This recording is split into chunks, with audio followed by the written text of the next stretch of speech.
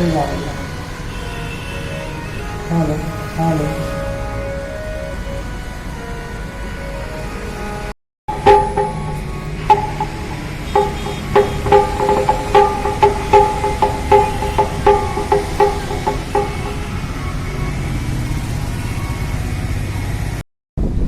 कालिया दमन, कालिया नाग 100 फणों वाला यमुना को विषाक्त कर रहा था और भगवान उसके मान को मर्दन किए। नागिनियों ने भगवान से प्रार्थना किया और गरुड़ से साप उद्धार किए कि गरुड़ तुम्हें नहीं खाएगा, आप यहां त्याग कर चले जाए, जमुना का जल बिल्कुल शुद्ध हो जाएगा। अब कालिया नाग का मर्दन किए। अभिप्राय ये है, शरीर पाकर अहंकार नहीं करना चाहिए। ये भगवान की कृपा समझ करके जो भोगता है, भगवान की कृपा बनी रहती है, और जो अहंकार करते हैं भगवान उसका समूल नाश करते हैं, क्योंकि भगवान का भोजन तो अहंकार ही है। आगे एक बार भगवान, अब प्रतिदिन उनका भगवान का ये लीला है, बंसी लेते हैं, बांसुरी लेते हैं, ग्वाल बालों को श्री रामा वगैरह को अपनी टोली को लेते हैं और गौचारण के लिए निकल जाते हैं। गौचारण करने लगे। जैसे गौचारण जब करने लगी जंगल वृंदावन में, तो सभी ग्वाल बाल बोले आओ खेल खेलते, और सभी ग्वाल बाल की मंडली, आप ऐसे साधारण जीवन में भी देखेंगे, जो गाय चरने जाते हैं, जब एक टोली उनकी हो जाती है तो गाय को छोड़ देते हैं, अपना चरते रहते हैं और आपस में खेल खेलते हैं। कन्हैया, दाऊ भैया, बलराम जी और सभी ग्वाल बाल खेल खेल रहे हैं। किस चीज का? भागा दौड़ी का। 2 टीम बनती है, एक के अध्यक्ष होते हैं भगवान कृष्ण, एक के अध्यक्ष होते हैं बलराम जी। उसमें से प्रणम्बासुर एक असुर गोप का ही वेश बनाकर चल जाता है और सोचता है कि भगवान से तो मैं सक नहीं सकता, वो तो जान जाएंगे, इसलिए बलराम के पक्ष में चला जाता है और श्री रामा वगैरह भगवान कृष्ण के पक्ष में चले जाते हैं। अब खेल यही है, पीठ पर चढ़ाकर ले जाना है और इधर से ले जाना है, उधर से ले जाना है, इधर देखते कौन हारता है। तो कन्हैया के पीठ पर श्री रामा चढ़ गए, उनका मित्र चढ़ गया, भगवान आए गए, कोई श्री रामा गिरे नहीं। अब प्रणपासुर राक्षस था, बलराम जी को कंधा पर ले लिया और जब ले लिया तो थोड़ा आगे गया और लगा भागने। भगवान बलराम जी को लेकर भागना प्रारंभ कर दिया, मारने का प्रयत्न किया। बलराम जी इस बात को लख गए कि तो खेल तो ये नहीं खेल रहा है, ये कोई आसुरी प्रवृत्ति है। सो बलराम जी ने मारा एक गुस्सा, जो ही मारा धड़ाम से प्रणपासुर गिरा और उसकी वही मृत्यु हो गई, वो वही समाप्त हो गया।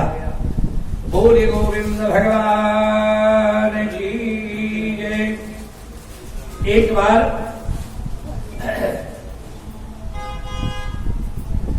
गाय चराते चराते भगवान, गाय चली गई बहुत दूर और भगवान मथुरा तरफ चले गए। और जब मथुरा तरफ चले गए तब तक क्या हुआ, दावानल जंगल में आग लग गई। अब तो जैसे आग लगी, ग्वाल बाल सब शोर मचाना शुरू कर दी, भयंकर आग लग गई, चारों ओर से हल्ला हुआ। तक गया दावानल जो अपने आप लकड़ियों के घर्षण से होता है, वन में आग लगा, लेकिन ये कंस करवाया था। तो जब भय से सभी डरने लगे, कृष्णा कृष्ण कृष्ण कह के पुकारने लगे। भगवान आए और देखे कि आग की लपट अब फैल जाएगी, ग्वाल बाल सभी ये इस जंगल में भस्मीभूत हो जाएंगे। तो भगवान ने कहा जो जहां है अपना नेत्र बंद कर लो।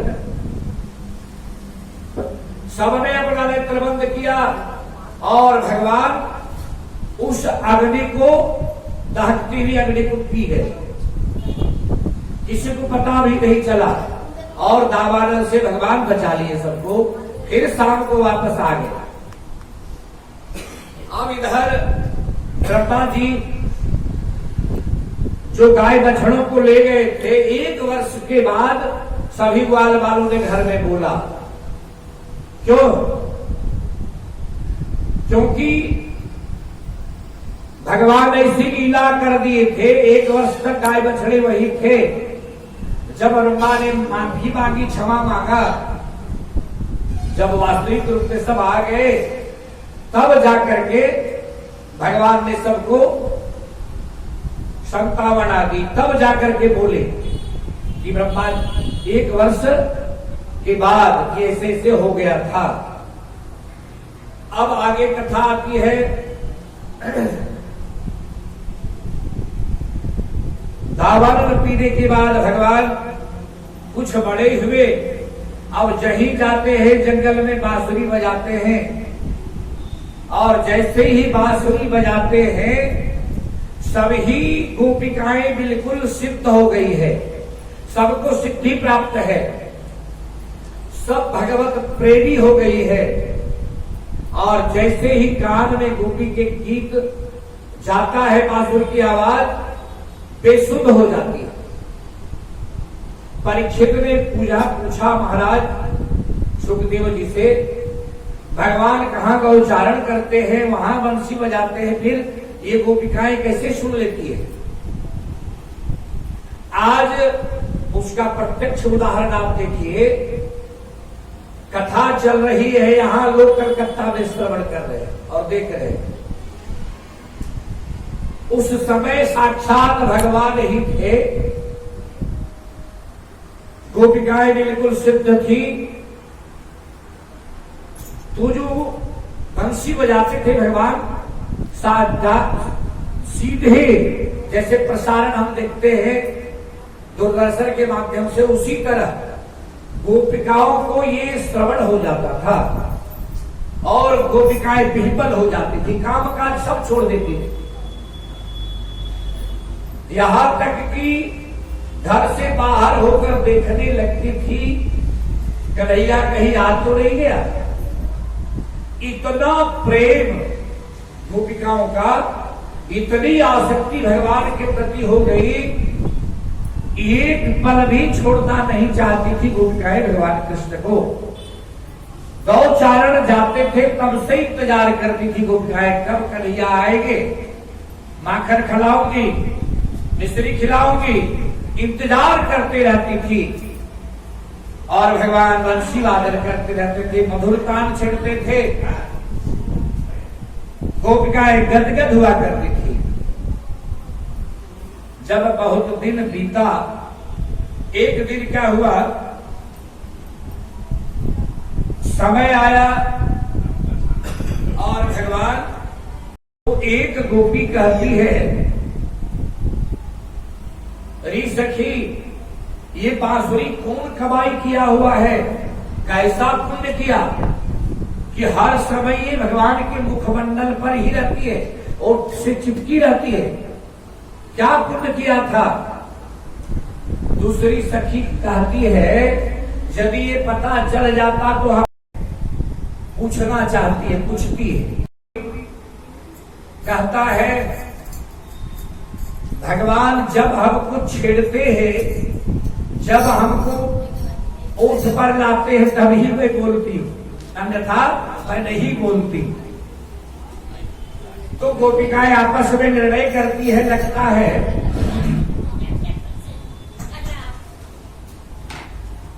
है हम बहुत ज्यादा बोलते हैं। गोपिकाएं बोलती है हम जाते बहुत ज्यादा बोलते हैं, शायद इसीलिए कन्हैया हमको दूर छोड़ देते हैं। बांसुरी कहते हैं बहुत कम बोलते हैं, जब भगवान बुलाते तब बोलते हैं। ये गोपिकाएं कहती है अब कन्हैया के पास हम लोग भी नहीं बोलेंगे, तब ज्यादा सम्मान ज्यादा चाहेंगे कन्हैया हमको। बहुत तरह से सोचती है और भगवान के रूप माधुर्य का आनंद लेती है। भगवान कैसे हैं? वरहा पीड़म नटवर वपुः कर्णयोः कर्णिकारम् बिभरतवासः कनक कपिसा वैजयन्तीं च मालाम् रन्ध्रान् वेणुवधर सुधया पूरयन गोप वृंदहि वृंदारण्यं स्वपद रमण प्राविशद गीत कीर्ति। भगवान का स्वरूप कैसा है? टेढ़ा है, मुकुट भी लगाते हैं, मोर का पंख भी लगाते तो टेढ़े लगाते हैं, खड़े भी होते हैं तो टेढ़े होते हैं। कैसे?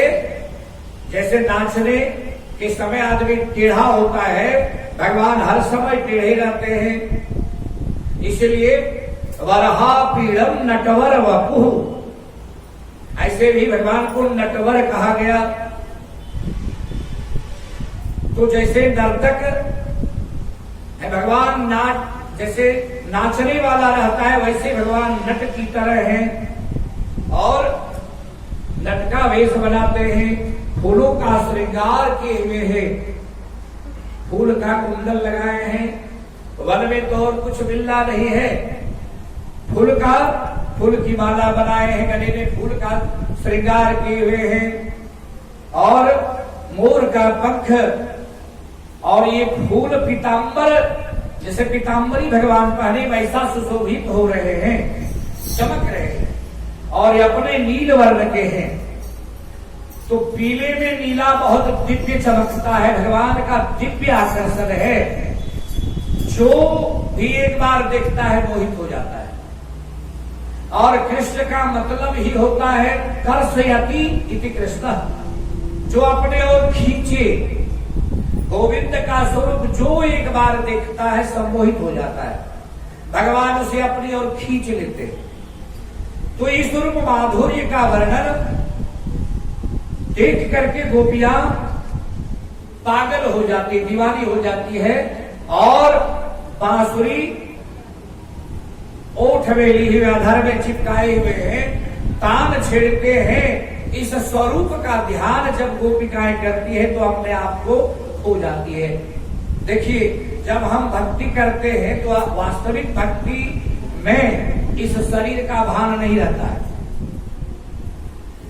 इस शरीर का ज्ञान नहीं रहता है। आदमी भूल जाता है कि मेरा भी कोई शरीर है और भक्ति में मय हो जाता है, भक्तिमय हो जाता है। अब इस रूप माधुर्य का जो ध्यान करती है गोपिकाएं, भगवान समझ जाते हैं। और एक दिन गौचारण के लिए जाकर वेणुनाद करते हैं, गोपी वेणु गीत करते हैं, बांसुरी से गीत गाते हैं। ये लगातार 18 श्लोक में वर्णन है। इतनी सुंदर मधुर तान देते हैं भगवान। ब्रह्मादि देवता, गंधर्व, किन्नर, यक्ष सब मंत्र मुग्ध हो जाते हैं भगवान के बांसुरी की तान को सुन करके। गोपिकाएं तो बेसुध हो जाती है। यदि वो श्रृंगार कर रही है तो श्रृंगार करना भूल जाती है और बाहर निकलना चाहती है। बच्चे को यदि स्तनपान करा रही है, शरीर का भाव नहीं रहता है, बच्चे को त्याग के बाहर निकल जाती है बांसुरी की आवाज सुन करके। इस तरह समस्त ब्रजमंडल की गोपिकाएं व्याकुल रहती है। भगवान जब बांसुरी का तान छेड़ते हैं, इस तरह रूप माधुर्य देख करके भगवान एक दिन बांसुरी बजाते हैं और सबको आनंदित करते हैं। वेणु गीत का वर्णन है, आज कथा बहुत लंबी है। भगवान वेणु के माध्यम से गीत गा करके सबका मन हर लेते हैं। मनोहारी है भगवान, सबका मन को हरण कर लेते हैं। बोले गोविंद भगवान की जय। एक बार क्या होता है, वेणु गीत के बाद क्षीर हरण का प्रसंग आता है। एक बार ब्रज की कन्याएं कात्यायनी पूजन के लिए मार्गशीर्ष महीने में अगहन में जाती है कात्यायनी मां की पूजा करने। जिस कन्या का विवाह नहीं हो, ये दशम स्कंद के 7वें अध्याय में लिखा हुआ है, कात्यायनी देवी की पूजा करने से इसका विवाह संपन्न हो जाता है। इसलिए सब जाती है भगवती कात्यायनी की पूजा करने, और जाती है तो जहां स्नान करने जाती है सभी वस्त्र उतार देती है और स्नान करती है। भगवान को पता चल जाता है, सब वस्त्र उतार करके रखी है। भगवान चुपके से जाते हैं, सभी का वस्त्र हरण कर लेते हैं और कदम के पेड़ पर चढ़कर मधुर तान बांसुरी के देते हैं। अब बांसुरी की आवाज सुन करके कन्याएं जो है विह्वल हो जाती है। अरे कन्हैया तो यहां नहीं देख रहा था, कन्हैया रख लिए चुरा कर। अब तो सभी ब्रज की कन्याएं व्याकुल हो गई। अब क्या होगा? जैसे ही जल्दी से बाहर निकलती अपना वस्त्र खोजने लगती है, कहीं नहीं दिखाई देता। देखते हैं क्या, कदम के पेड़ पर कृष्ण कन्हैया बैठे हैं, सबका वस्त्र रखे हुए कदम के पेड़ पर। क्षमा याचना मांगती है कि अब ऐसी गलती हम लोग नहीं करेंगे। हे कन्हैया, हम लोगों का वस्त्र दे दो, हम लोग बाहर निकले। कन्हैया कहती है, इस तरह से स्नान करना महापाप है, वरुण देवता कुपित हो जाते हैं। कभी भी ऐसे स्नान नहीं करना चाहिए। तो लोग सब वरुण देवता को क्षमा मांगो। सभी कन्याएं जो है अपने भूल का अनुभव करती है और क्षमा मांगती है कि आज दिन से कभी भी इस तरह स्नान नहीं करेंगे। तब भगवान जो है सबका वस्त्र देते हैं, शिक्षा देते हैं। जीवों को भी कभी भी इस अवस्था में, नग्न अवस्था में स्नान नहीं करना चाहिए, वरुण देवता कुपित हो जाते हैं।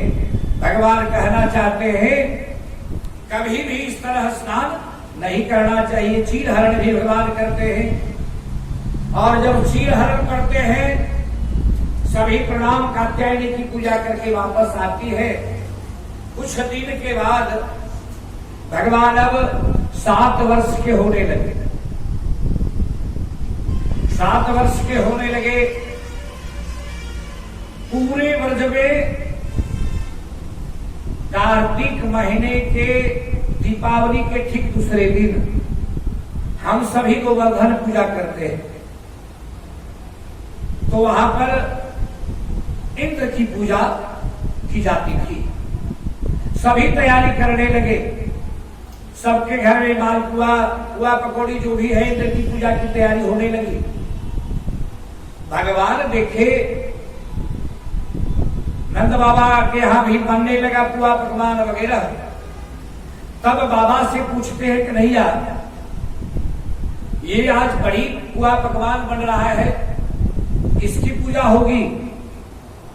तो नंद बाबा कहते हैं हमारे एक देवता हैं जिनकी पूजा हम लोग दीपावली के दूसरे दिन करते हैं और पूजा करके उनको प्रसन्न करते हैं। बोले उनकी पूजा अब नहीं होगी।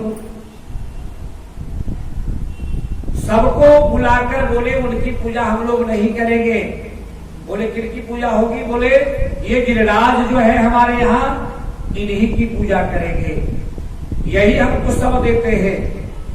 देखिए जहां पर पहाड़ पत्थर वृक्ष घना वृक्ष है तो बादल वहीं मंडराते हैं और वर्षा वहीं ज्यादा होती है। आज हम लोग वृक्षों का कटाव कर रहे हैं। वृक्ष लगाने के सिवाय हम उजाड़ रहे हैं। प्रकृति प्रतिकूल हो रही है। भगवान कहते हैं प्रकृति को अनुकूल रखो,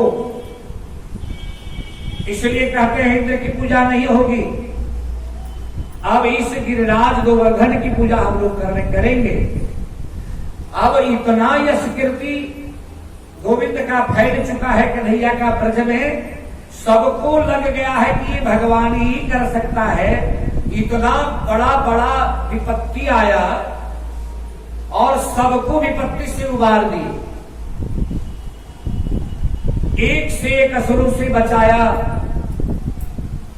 यमुना नदी से कालिया नाग को भगा दिया सदा सर्वदा के लिए। इसलिए सब आपस में चर्चा करने लगी कि ये साधारण रूप नहीं, ये साक्षात गोविंद का ही रूप, ये भगवान का ही रूप है। अब कन्हैया जो कहते हैं वही सब मानता है। पूरे ब्रजवासियों को बुलाते हैं। बोले देखिए हम लोग चाहते हैं कि इस वर्ष गिरिराज की पूजा करें, गोवर्धन की पूजा करना चाहते हैं। तो सबने कहा कि कन्हैया यदि तुम कह रहे हो तो मंजूर है, लेकिन हमारे देवता कुपित हो जाएंगे तो? बोले वो तो हम सवाल नहीं, उनकी पूजा नहीं होगी। अब क्या हुआ? समय आया दीपावली का दूसरा दिन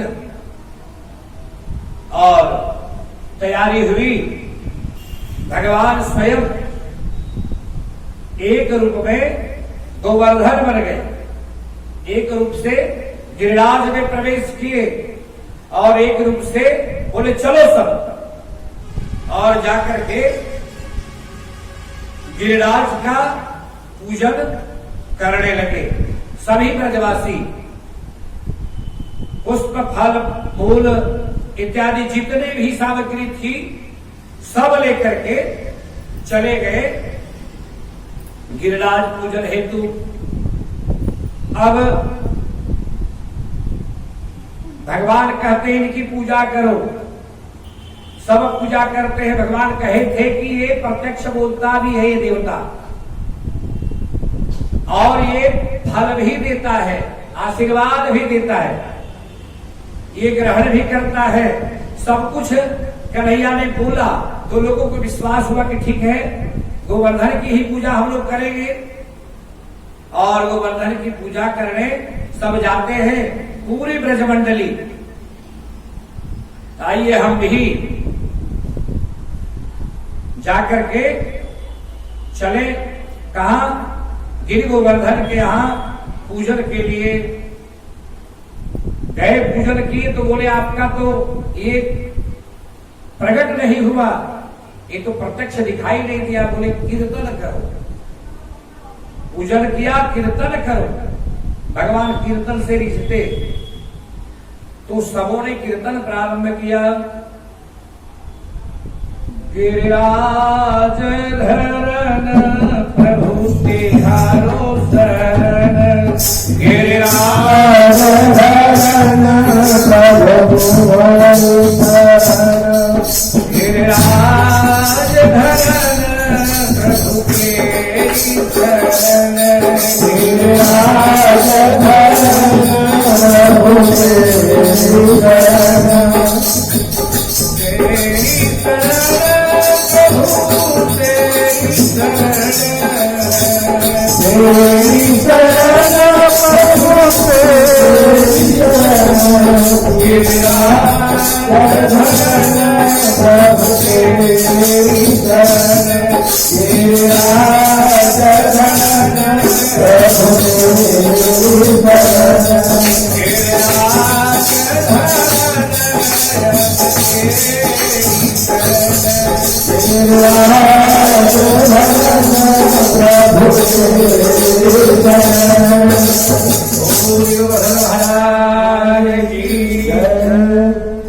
और पूजन करने लगे कीर्तन गा करके। पूजन करते करते एक ग्वाल आया और प्रेम से गाने लगा, श्री गोवर्धन महाराज तेरे माथे मुकुट विराज रहे। श्री गोवर्धन महाराज तेरे माथे मुकुट विराज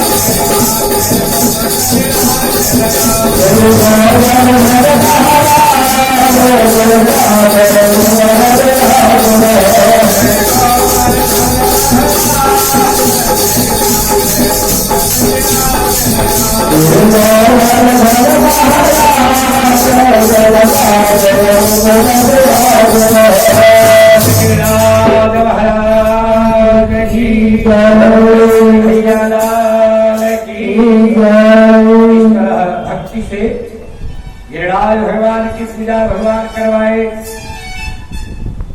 और पूजा करवाए क्या एक रूप से पूजा लिए और इधर नारद जी के द्वारा इंद्र को पता चल गया कि मेरी पूजा बंद कृष्ण ने करवा दी और ये अपने महान बनने के लिए उसको देख लूंगा।